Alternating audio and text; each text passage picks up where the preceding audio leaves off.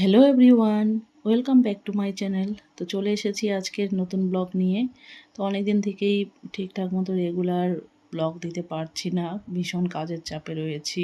এক এক সময় আমাদের কাজের ভীষণ চাপ থাকে, আর এদিকে তো সংসারের কাজ রয়েছেই। আজকে রবিবার, এখন বাজে 8টা, লেগে পড়েছি সকালের ব্রেকফাস্ট বানানোর জন্য। আজকের ব্রেকফাস্টে বানাচ্ছি ডাল পুরি আর মটরের ঘুগনি। মটরটা আমি কালকেই ভিজিয়ে রেখেছিলাম, তো আজকে প্রথমে সেদ্ধ করে নিলাম আর ডালও একটু সেদ্ধ করে নিলাম। করে এদিকে তো ময়দা মেখে রেখেছি, এখন পুরিগুলো বানাবো। আর পুরির ভেতরে দেওয়ার জন্য আমি মুসুর ডাল সেদ্ধ করে ভালো করে শুকনো শুকনো করে ভেজে নিয়েছি।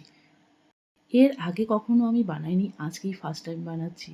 তো চেষ্টা করছি ভালোভাবে করার, যদিও দোকানের মতো খুব একটা ভালো হবে না দেখতে, কিন্তু স্বাদ হবে এটা গ্যারান্টি দিচ্ছি। তো গরম গরম ডাল পুরি ভাজবো আর খেতে দিব।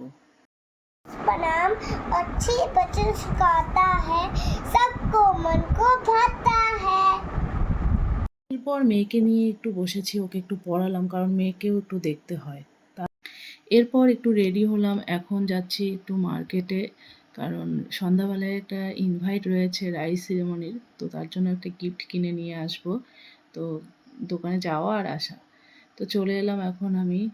এরপরে বাকি রান্নাবান্নাগুলোও সারতে হবে, দুপুরে রান্নাবান্না হয়নি।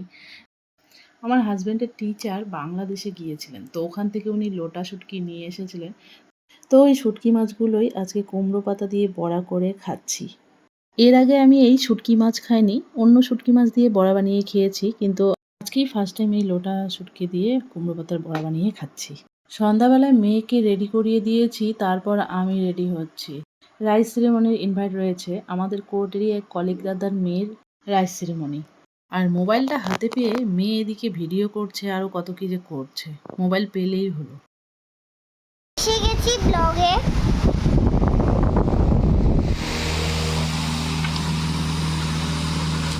মা তো দেখলে কানে দুল পড়েছে। এই যে আমাদের ড্রেসিং টেবিলে আমাদের ইসে রেখেছে নতুন নতুন নেল পালিশ আর আয়না, অনেক কিছু আছে। এখন রেডি হলাম, এখন যাব হলো আমি একটা ইনভাইট খেতে। তো আজকে রয়েছে রাইস সেরেমনি ইনভাইট। রেডি হয়ে ওয়েট করছি, হ্যারি আসবে। এদিকে বৃষ্টিও শুরু হয়েছে, তো দেখা যাক কখন বেরোতে পারি। রেডি হয়ে এখন ওয়েট করছি হ্যারির জন্য। হ্যারি, আমি, এদিকে আমার সিনিয়র যাবে, তো আমরা এই কয়েকজনে যাব আর মেয়েকে নিয়ে যাব। তো রেডি তো হয়েছি ঠিকই, কিন্তু প্রচণ্ড বৃষ্টি নেমেছে। তো দেখা যাক যেতে পারবো কিনা সেটাই সন্দেহ, কারণ হ্যারিও এখনও বেরোতে পারেনি।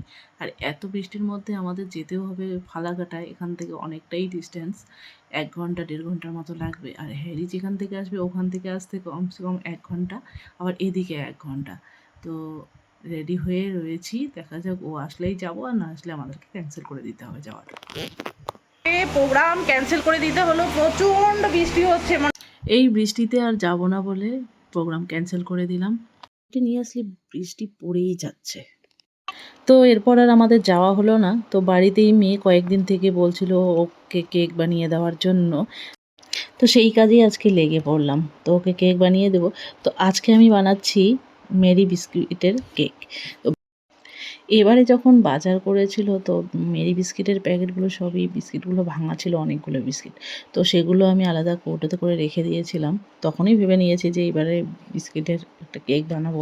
তো ওকে নর্মাল করে একটা কেক বানিয়ে দিব, তো বেশি কিছু দিব না এটার মধ্যে। আর আজকে কি যেন মনে হলো যে মিক্সিতেই করে নেই। তো আর আমি আর কেক বানানোর সমস্ত কিছু বের করলাম না, তো মিক্সিতেই করে নিলাম। এখন আমি কেকটা বানিয়ে ফেলবো। ভিডিওটি এখানেই শেষ করছি, দেখা হচ্ছে নেক্সট ভিডিওতে।